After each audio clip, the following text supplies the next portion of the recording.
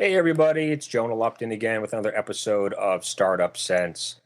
We have a great guest on the phone today. They're actually providing a pretty cool service for all of us looking to give gifts to our friends and loved ones. The company is called Spoil. The website is spoil.co or spoil.co. And the co-founder that I'm getting ready to talk to is Mike Levkovsky. Mike, how are you? Good. Thanks for having me. I appreciate it. I think I kind of butchered your last name, but I was pretty close, right? Yeah, it's not bad. It's okay. It's all maybe people will think of Mike Wazowski from Monsters Inc., but it's all good. So before we start talking about Spoil and what you guys are doing, just tell us a little bit about yourself. Yeah, sure thing. Studied computer science. Then got a degree in software engineering.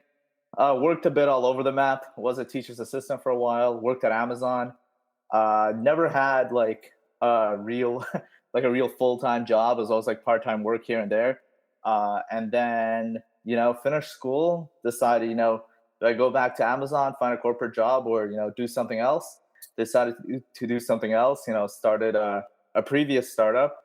Met with my co-founders. Yeah, met some great people, and then Spoil started taking off. Moved from Montreal. I'm originally from Montreal, and gone to Y Combinator. That went well, and then decided to take the plunge and move over to the States. Sweet. Which class of Y Combinator did you guys go through? Winter 2015. Okay, so coming up on 2 years. How big was that batch? Pretty big. It was actually at the time it was their biggest batch. It was over 100 companies. My God! And you guys are all were you all working out of the Y Combinator headquarters in Silicon Valley? No, actually, the way it works is they don't actually give you office space. They're like figure it out. So we worked out of a house we rented out in Mountain View. Oh, okay. And there's what, 4 founders on the company? Yeah, we're 4 founders who started this. Okay. So talk to us about kind of, how you guys got into Y Combinator. What did the product look like at that point? And then, what does it look like now, almost 2 years later? Yeah, sure thing.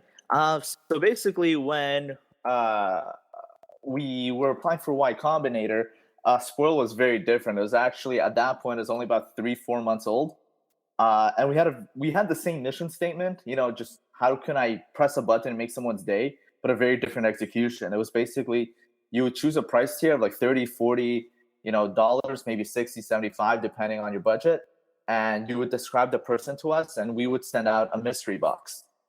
So you basically say, this person likes action figures, likes Batman, Superman, and we would put together a gift and then send that out for you on your behalf. And we did a pretty successful product hunt launch back in the day, about 2 years ago. That helped boost our sales, helped boost our numbers. Applied to Y Combinator, and you got in. Surprisingly, we were very flattered, very, very humbled to get in with companies who've been at it for like 2-3 years at the time. So, product Yeah. hunt was one big reason you guys got into Y Combinator, probably helped you get some traction. Yeah, that's it. Product Hunt was great for that early traction. Definitely. I also did some interviews. Like at that point, it was like around the holidays that we were launching, so I was just doing, hustling for any interview or any PR or any media I could find out there, and it was just kind of like building hype around it. And then we got to Y Combinator, and then, now we're here 2 years later. Now the product. Yeah, sorry. Go ahead. No, I was just gonna say when you guys first launched or you got into Y Combinator, were you web only back then, or were you also mobile? So when we launched, we were web only, and we were web only for a very long time. We were like a more traditional e-commerce with like that twist of you don't necessarily know what you're sending. And then we realized that it wasn't really solving the problem that we set out to solve, which is like that big red button where like I press it and I know, let's say my wife is having a bad day at work, and that same day, a few hours later, she's having a better day thanks to us or thanks to me. So Right. that's kind of one of the reasons we decided to, we're going to do like not on demand, but same day app. So basically, we ended up pivoting quite a few times with our product. And now the product is basically, we have an app, you open it up, you say, I want to send donuts or cookies or some flowers to, let's say my wife who's at work right now. You select it, you select the contact, and 3 minutes in, 3 minutes later, you're done with the checkout, and a few hours later, flowers show up at her work. Now, what took you guys so long to go mobile? I mean, was it just the expense of developing the apps, or did you just feel like most people were fine using web only?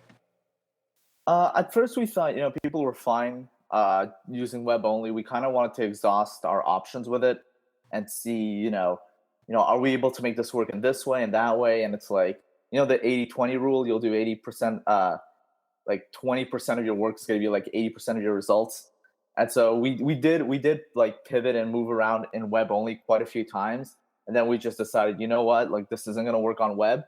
Let's just push it forward with mobile. And our guy, one of my co-founders, James, who is in charge of product, really pushed hard for it. So guys, this isn't going to work the way we want it to work if we're doing if we're going to stay web only. And I trusted him on the call, and it was a good one.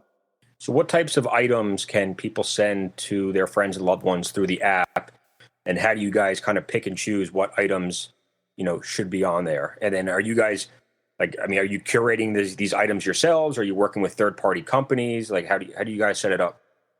Yeah, sure thing. So basically, when we're choosing an item to go onto Spoiled, we kind of want to make it's a fine balance between general and specific. So it's not going to be like this specific mug that with like a funny catchphrase. Like you won't find that on our app ever. But what you will find is, say, something like that. You don't have to think too hard before sending. You know what I mean? Like donuts. Like you don't have to think for like 20 minutes saying, oh, like, is he really gonna like donuts or cookies or bubble tea? If you don't like bubble tea, you don't like bubble tea. If you love bubble tea, you love bubble tea, and that's what you'll get. So that's really how we approach when choosing the items. Like, is it a fun item? Like, would I be happy to receive it? Will I enjoy it right away? Right? That's also something that's really important. So you'll find stuff like like flowers. If you want like a teddy bear, like a stuffed animal, and then during the checkout, if let's say you want to have a little less control and say, you know what, guys, just send some flowers for $17, like that's cool. Then we will go and we'll work with the flower supplier and say, hey, let's put something together for this person, and they put something together, we deliver it. Or at the end of the checkout, if you want to tell us, you know what, she really prefers roses as opposed to tulips, then we'll work that in and like provide roses and make sure there are no tulips. So, for instance, like one of my best friends lives in Tampa. She loves donuts. If I knew she was having a bad day, I wanted to send her donuts. I go to your app. And then how do you guys actually fulfill that order? Do you have like a list of donut shops in Tampa that would deliver? Yeah, well, that's it. So the way it works is, when we're getting into a new area, there's a bit of discovery that goes on. But let's say, for example, Tampa or SF or New York, we already have a list of shops that know us. And so we say, hey, I'm trying to place a donut order. We'll have somebody pick it up and drop it off. And that's pretty much it. Like that's kind of like I guess you could say the magic sauce is that, it's about building the relationships with these shops so they know who we are. They know that the presentation has to be on point. It's something that's very important for us is, we always emphasize, hey, make sure it's not coming in a brown paper bag, because this is going as a gift to somebody to cheer them up. And a brown paper bag won't do that. We ask for a bit nicer packaging. And, that's kind of how, we build a relationship with those suppliers to make sure that the quality of what we're sending out is also like pretty high. Right. I mean, I can see where that's the tricky part. Like you probably can't have a list, or like a pre-screened list of all the, potential flower places, dessert places in every possible city. It's like it's kind of on demand for you guys too, right? When an order comes in, they need to figure out kind of how to fulfill it. Yeah. So at first, exactly. So at first, there's like a lot of manual work that goes into it, making sure that the place we're choosing from is actually good, that it's not too far from the location, so it doesn't take like 4 hours to get there. So there's that goes into it, that's for sure. But then, we kind of, our marketing and our targeting, we kind of aim it towards certain cities where that's less of a problem, where we're able to say, okay, like this donut shop will cover this area, and that's how we'll build out the relationship, and that's how they'll know, like, oh, hey, it's a spoil order. Let's make sure like we put some work into it. Right, for sure. I mean, if they want to get called by you guys again for the next time, the next delivery, they'll make sure that they live up to your expectations. Talk to us about customer acquisition. And then are you guys focused on different cities, or is this really like a national, advertising campaign that you guys are embarking on? where you guys finding your customers? What's the best channel?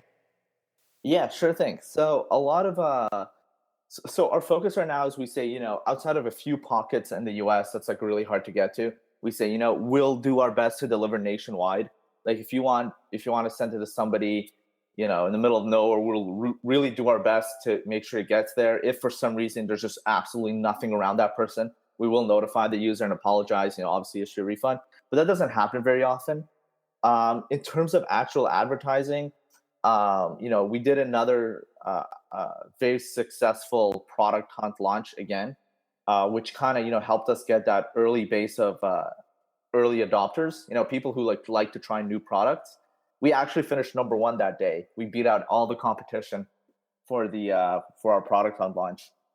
And then after that, a lot of it has been with PR, with press. Word of mouth has been huge with our app. People really enjoy using it, so they tell their friends about it. And so, if I get, maybe 100, 200 users from New York City, let's say, they'll tell their friends about it. And if their friends will tell their friends about it. We also have, so that's one way we're getting our users. And we also have a referral game in our app. And the way it works is basically you have 60 seconds to invite as many friends as you can. And we'll give you $1 for each friend you invite. And then we turn the game off.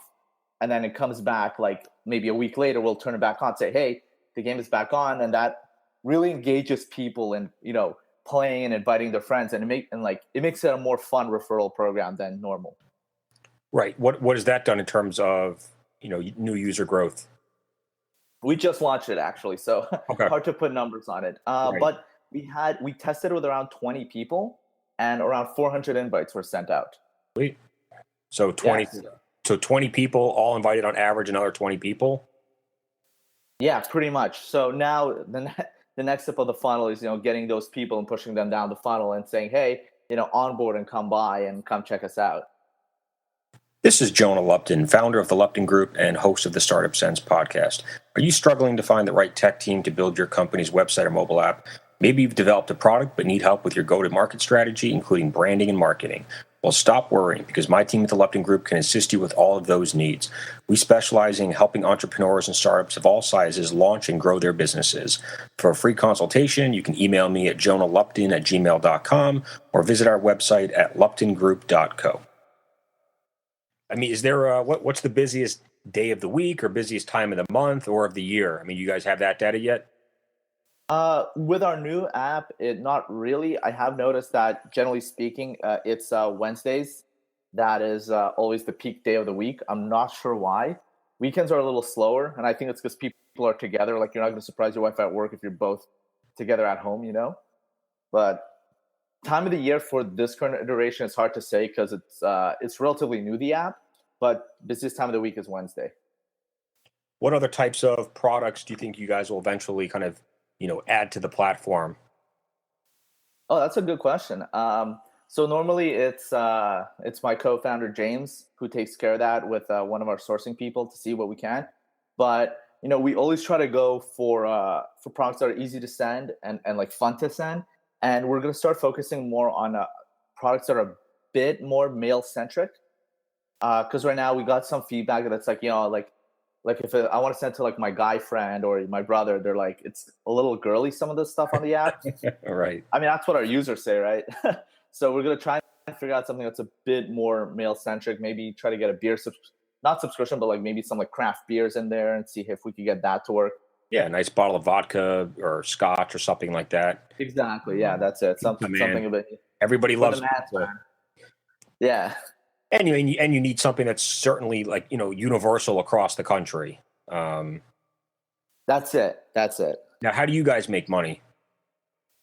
The way we make money is, working with our suppliers, since we're a marketplace. So it's like how any marketplace makes money, I guess, because we're kind of dispatching orders to the suppliers. We kind of, we make deals with them. We have like, let's say, agreements saying, hey, you know what, like how about a 20% discount on the items that we're sending you? We'll pay you at the end of the week. If let's say we send 100 orders your way, we'll take a 20% cut on them, and that's pretty much how we're making money. Gotcha. What's been kind of the how big is the team right now? So right now we're 4 and we have 2 part-timers. Okay, so you guys are still pretty lean. Essentially, just the co-founder still working on this. Pretty much, yeah, ramen level of lean. And I know you can't divert, or have you raised money. I guess it was 120,000, probably in some sort of convertible note through Y Combinator, and then you raised like another $500,000 or $600,000 after that, right? Yeah. Okay, so then I mean I know you can't tell you it's not fully announced. So you can't really talk about who the investors are, but how are you guys planning to deploy that capital? Is it mostly going to be on the tech side, the marketing side, customer support? What do you think? Well, part of it is, we're gonna definitely take that and start like fueling our growth with that. That's really like the key. Because we're lucky enough in our team that I'm a software engineer and my co-founder, we're 4. So out of the 4 people, 2 of us are software engineers and one of our guys is a designer. And I've kind of taught him how to code here and there. So for tech, we do most of the heavy lifting, so we don't have to spend any money on that. Awesome. So it's mostly probably going into marketing then, right? Or acquiring Yeah. customers. Yeah, that's exactly it. Mostly all marketing customers, making sure, whatever we need to spend money on to make sure that the customer has a great experience, whether it's, more people to help us with logistics and like deliveries, then that's what it will be. What do you think you guys? What do you think your customer acquisition number is right now per user? Sorry, what do you mean in terms of Like, I mean, CAC? what do you think? Yeah, what do you think you guys are spending to acquire, one new user? I mean, do you have that data yet, or is it still too early because you're just trying too many different things? It's a little early to tell. Like for example, before we did a lot of PR and like product hunt. So technically, our cost of customer acquisition was 0. So, but then like I started dabbling in Facebook ads, and at one point it was like pretty cheap. Then the price spiked. So it's a little early to say, pinpoint that number.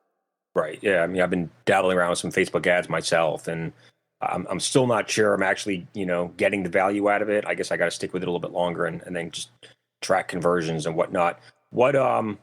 Well, we could are you chat guys about that too later. I've done so much of that, so got a good handle on Facebook are ads. you That's guys for sure. high? Are you guys high on analytics and stuff? Yeah, yeah. So I do a lot of that. I do all of our instrumentation, making sure like our funnels make sense, making sure, when I'm presenting data and saying, hey guys, big drop off point here, and here's why, that's kind of falls on my shoulders. But yeah, and definitely like Facebook ad analytics. So basically, making sure that if somebody drops off, I could retarget them on Facebook with some deep links back to our app and all that. So that's super key. That's super key. It is a fine balance though, between analytics and like qualitative versus quantitative. So usually when I see a problem, I talk to James. He's like, okay, well, this is the issue that I see from talking to our customers.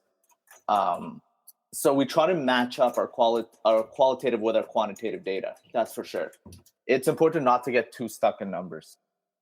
Yeah, I mean, especially if we're early. I mean, you really do have to kind of try everything, and then like SEO. I mean, you can try SEO, but you can't expect results in the first few months. So it's not like you can just abandon it right away. Yeah, that's exactly it. That's exactly it. So some of the stuff, the return takes some time, takes quite a lot of time.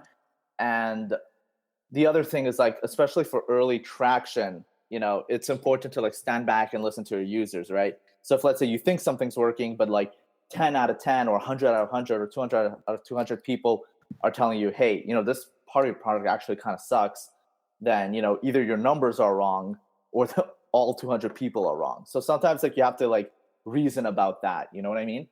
Now, talk to us about, certainly if I'm sending this to a family member or a very close friend, I should already have their address. But in those instances where I don't have the person's address, or maybe it's just a friend from social media and I'm going to send them something, but I know they don't want to give me their address.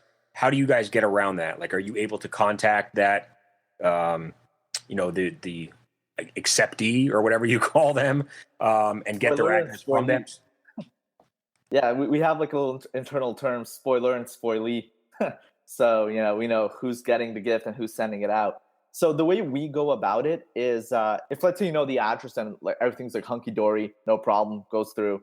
If you don't know the address, we built a system actually where you just say, "Hey, I don't know the address."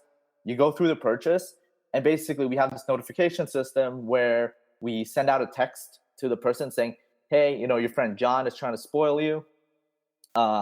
Here's like your private link. You have a private link. It's super secure. You go in, you put in your address. The second, like let's say I confirm my address for a gift that I'm receiving, we get a notification and we start fulfilling on the order.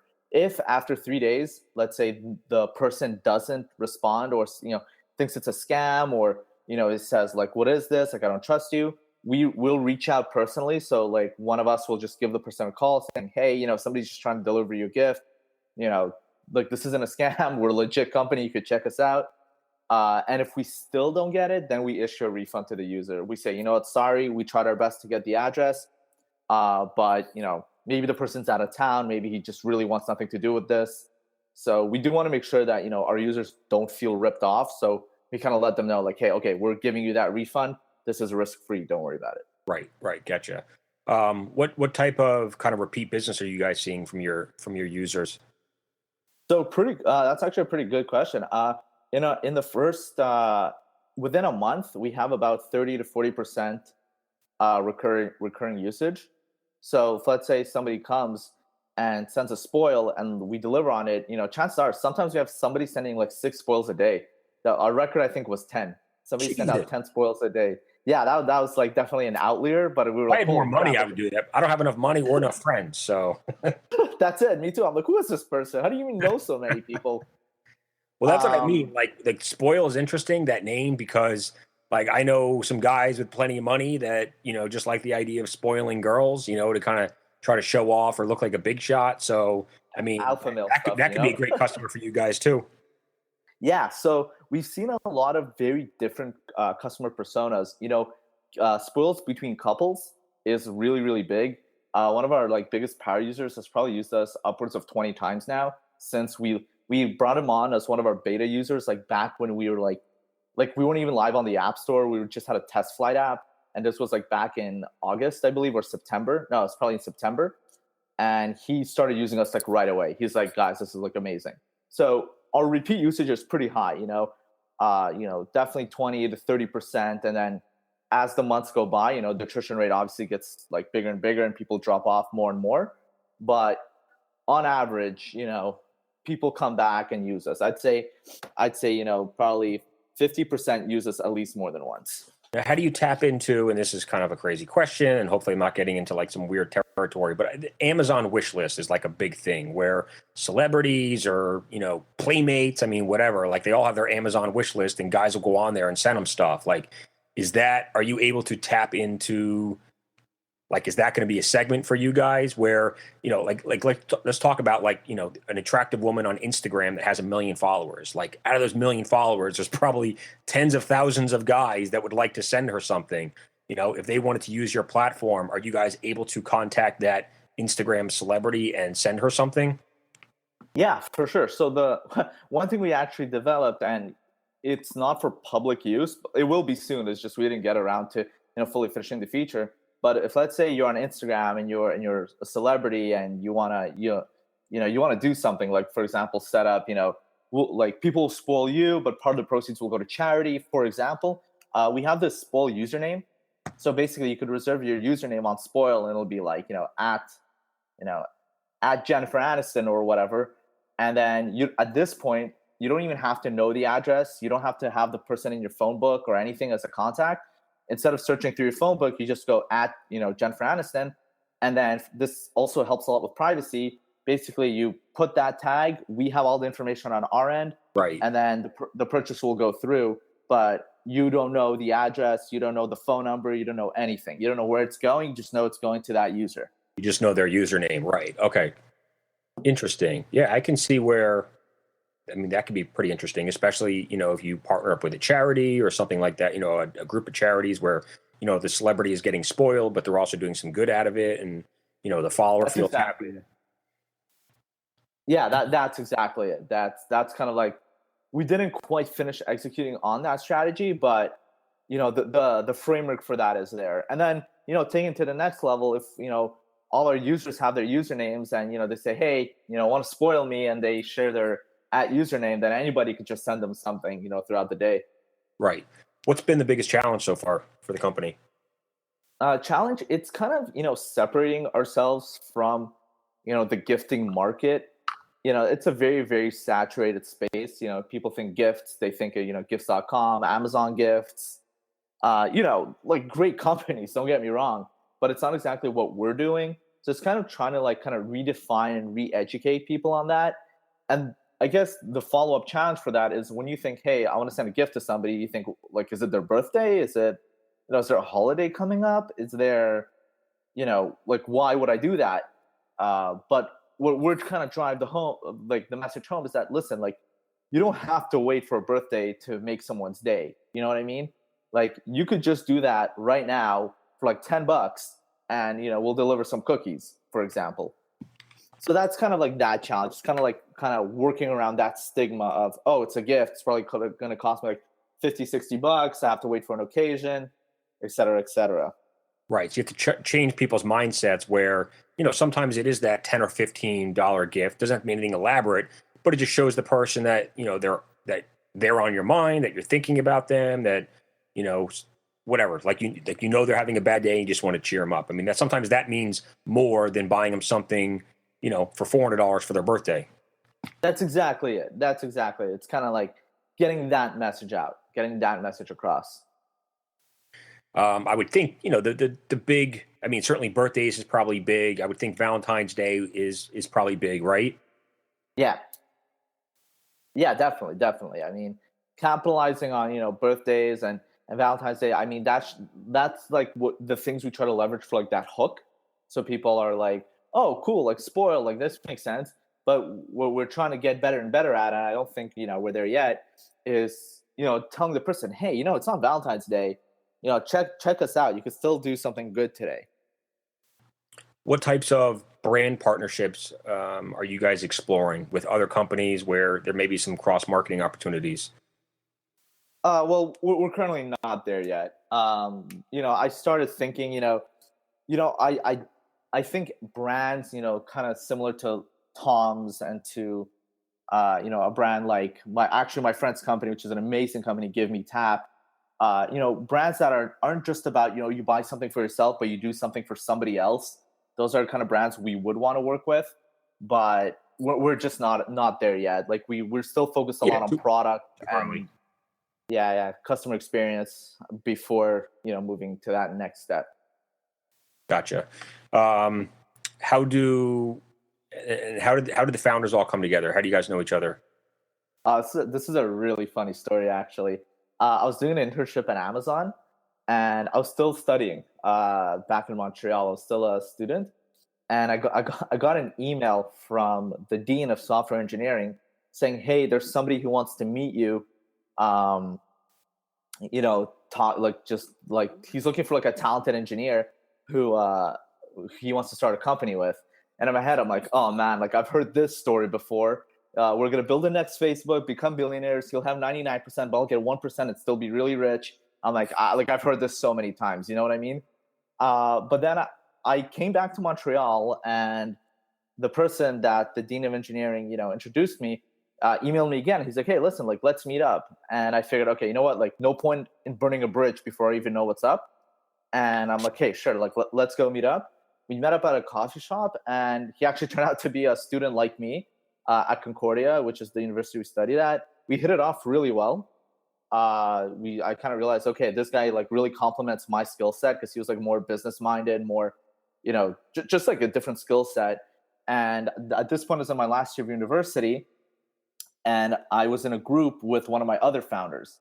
And when we were finishing like our big software engineering project, I said, "Hey, listen, guys, like, I'm actually gonna try and start a startup with this other guy I met who's down." And my other co-founder here said, "Hey, I'm actually down. I'd love to meet him." And that's how the three of us got together. And then our fourth co-founder, James, who's our designer and like our product guy, him I met through a friend of a friend. I asked a friend, I'm like, "Hey, do you know any designers who like?" Because I can code, but everything I touch looks really ugly. So I asked him, hey, do you know anybody? And he introduced me to James, and we kicked it off almost right away. And yeah, super talented guy. So very lucky to have the partners that I have. Very serendipitous. Nice. I mean, I know you can't really talk about who the investors are quite yet, but what's been the best piece of advice that any of those investors has given you thus far? I think still the best piece of advice that I've had is from Y Combinator, and it's make something people want. And if you really think about that, like what that means, it sounds so obvious, but if you make a product that people enjoy using, like you don't have to rely, on things like ads or whatever, or or PR or bloggers or anything like that. Like it's a product that people enjoy using. They will tell their friends about it, and growth and marketing just becomes so much easier. Like you can't market something that people don't like. Obviously, if people like it and you market it, it'll only amplify the message. But really, the key is make something people want, and that's still been the best piece of advice I've received. Well, I mean, it's funny because a few days ago, Sam Altman, and for the audience that doesn't know, he's the current president of Y Combinator. He actually put out a blog called "Before You Grow," and it basically said, like, don't worry about growth until you have built a product that people are going to love. Yeah, that's exactly it. And yeah, I've read that. I get the Y Combinator newsletter. So, but yeah, that's exactly it. And that's like really the message they drive home. It's just make a good product, talk to your users, make a good product. Repeat that cycle. Then your users become your marketing team. That's pretty much it. You have advocates, you have a community that supports you, and then things get a lot easier. What's your favorite piece of software that you guys use on a daily basis at Spoil to help run the business better? Oh, that we I mean, logistically, I don't really touch much. I don't know if you're asking like what we use to build Spoil or. No. I mean, like what, like Slack or Skype. Oh, or gotcha. Pipedrive or whatever.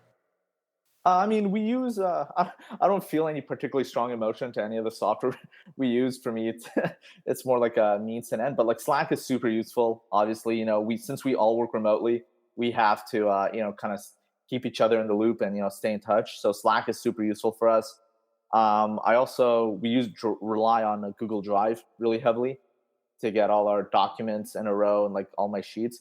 Actually, the thing that I'm the biggest fan of is Mixpanel. It's an analytics platform. Okay, right. But I find it's a lot easier to wield, but also still very powerful compared to, let's say, like Google Analytics. I'm just a huge fan of that company. They're Is it giving you web and mobile or just web? it's both, but I use it for mobile. The attribution tracking that I do for web is pretty minimal. So right now it's mostly mobile that I use it for. Gotcha. Okay. And what is the best piece of advice that you can share with the audience for someone that's looking to start a company in the next year or so? What have you learned kind of on your journey with Spoil that you can share with them? It's hard. Don't give up. Right. I think it's PG, Paul Graham. He used to run Y Combinator. He's the one who actually started it, and Sam is the one who took over now. But I think he said something. I might be like paraphrasing wrong here, but he basically said, it's either the problem cracks first or you crack first, and just make sure you don't crack. And then, like, it's hard. There's no magic bullet. Every time you hear a story about 4 days later we had like 1 million users, like there's always truth behind that, like that you don't know about. Well, I mean, I think like Airbnb, for instance, I think they took like 3 years, before they really saw any significant traction. So yeah, that's a great example. And most companies are like that. It's 99.99% like that. Yeah, I mean, I've heard some entrepreneurs say that, that the phrase it took 7 years to be an overnight success. That's actually the best way to put it. It's when you write the story for like a TechCrunch article, you want to sound like sexy and cool, but the truth is always somewhere like beneath that. Yeah, I mean, in the pre-call you talked about kind of you guys pivoted a few times. What were you pivoting from? What was the concept of the business model or the idea before you guys ended up with what Spoil is now? Yeah, sure. So initially we were more of a mystery box. So basically, what you do is it was still like the fact that sending a gift is hard, and we wanted to make it easy. So what would happen is people would come onto our website and we'd say, I want to send a gift to my boyfriend. I want to spend $50. These are the things he likes. These are the things he doesn't like. Go. Right. Okay. So that was initially like how we started Spoil. And I guess the thing we realized, it was more of a gimmick than an actual product. So like people tried it once, maybe twice, had some fun, but it wasn't ingrained in their daily life. And I did, and we just from talking to people, we didn't think it ever would be, because it was more like a gimmicky thing. So that's kind of how we moved through iterations. How could we be more of value to our users? How could we be more of value? How could we do better at what we're doing? Yeah, I think there's more clarity to what you guys are doing now. I think from a user perspective, I like it more to be able to see exactly what I'm sending. Maybe I don't know exactly where it's coming from, but I know what's going. I know it's a food item or a liquor item or a stuffed animal or any of the other things you have on your platform. Yeah, that's exactly it. That's exactly it. There's more clarity. There's more, and I think the really thing that really sticks out now is the satisfaction is immediate. So you don't have to wait the 3-4 days to for the person to receive what you sent them, right? Because if like my wife is in a bad mood now, I want to fix it now, not in Right. 3 days. You know what I mean? Well, I mean, in a few years ago, I was in a long distance relationship with someone that lived in Dallas, and I was in Boston, and I wanted to send her flowers one day, and I literally had to call like 5 or 6 flower shops in the Dallas area to get pricing, to see who could deliver it, when they could deliver it, and it was a It's pain in insane. the neck. It's insane. I also did. My wife and I were married now, but we did long distance for about a year while I was doing Y Combinator and moved out to California, and it's crazy. Like sending flowers, that's like minimum $35, and you're like, Oh, please, I just yeah. wanted to send her like a couple of roses, and it's like $20 for delivery. You're spending like $80 for like 4 hydrangeas. Right. And then, You I know, mean, and like in this case, I can offload it to you guys. You're the experts. So you know what kind of questions to ask them. You know how to get them to put it in a, better box, deliver it faster, get the card right, whatever. I don't have to worry about it. So I like that's that. exactly it. That's Um, exactly it. 2 last questions. One, if you could be mentored by anybody, who would it be? Oh, that's a great question. I would any of the Airbnb founders. Those guys did such an amazing job of building a community over something that like you wouldn't think it would be a community until they did it. You know I what I would. mean? My quick Airbnb story: when I left finance 3 or 4 years ago to become an entrepreneur, I lived in Boston. The only way, and I gave up income, I gave up my salary to become like a startup guy. And the only way I was able to transition is because I was able to use Airbnb to rent out my couch 4 days a week for extra income. So Yeah. I love that company. I love them. It's amazing. Considering how many regulations they have to consistently fight, good Yeah. on them. Yeah, Good I on mean, them. them and Uber probably get more, because you're talking the taxi industry and the hotel industry, that they're basically dissecting one by one. So, and then last question, favorite book or TV show? Oh, that's a great question. Oh man, I've read so many books to pinpoint just one. It depends if I'm leisurely reading or like trying to learn something. If I'm leisurely reading, it's probably the Game of Thrones series, which I had a blast, and the Dresden series. It's about this detective who's a magician. but if but it's really funny. It's like a really very like satirical, like black comedy type of book. It's awesome. If I'm trying to learn something, the 2 best books that I would say that I've read, actually 3, is The Hard Thing About Hard Things, I which is a great book. How to Win Friends and Influence People by Dale Carnegie. Right, that's a big one. And yeah, I mean, yeah, if you haven't heard about that, go to the library, go to Amazon and buy it right now. And Made to Stick is also a great book. That one sounds familiar. Who wrote that one? It's 2 brothers who wrote it. It's Chip and Dan Heath. Okay, and the hard thing about hard things was Ben Horowitz, right? Yes, I believe so. It's either Mark Andreessen or Ben Horowitz. Yeah, I don't remember which one. I think it was Ben. Awesome, man. Well, that's pretty much all I got for you today. I want to thank you for coming on the show, being a guest. I learned a lot. I'm sure the audience will learn a lot when they listen to it. Any parting words from you? Just if you're gonna do this, keep cracking, keep trucking along. Don't give up. And the best place to find the company is at spoil.co. And you guys are also on iOS and Android, right? Just iOS right now. iOS. Just Okay. When do you think Android might come out? When we raise more money and can afford to get somebody to help me out with that. Yep. I feel you. Well, awesome, man. Congrats on what you guys have built so far, and continued success and best wishes on the future. Awesome. Thank you so much. I really appreciate being on here. It's it was a lot of fun. You got it, man. I appreciate it. Talk to you soon. We'll stay in touch.